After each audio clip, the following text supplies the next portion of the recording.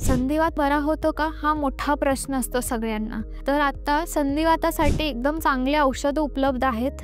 जसं की disease मॉडिफाईंग drugs किंवा बायोलॉजिक्स असे चांगले औषधं आहेत, ज्यामुळे सांध्यांमध्ये दुखणं किंवा आकडपणा किंवा सूज जे आहे ते बरा होऊ शकतो. औषधं व्यवस्थित घेतलं आणि बरेच कालावधी साठी पेशंटला काही त्रास नसेल तर ह्या स्टेजला आपण रेमिशन असं म्हणतो.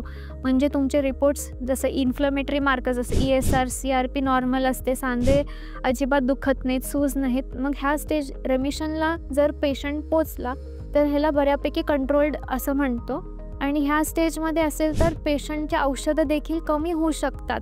औषधाबरोबर संधिवातासाठी योग्य लागणारे व्यायाम आणि चांगला आहार घेतलं तर संधिवात एकदम नियंत्रण राहू शकते आणि त्यासाठी काळजी घेणे आणि डॉक्टरांचा सल्ला घेणे हे आवश्यक आहे.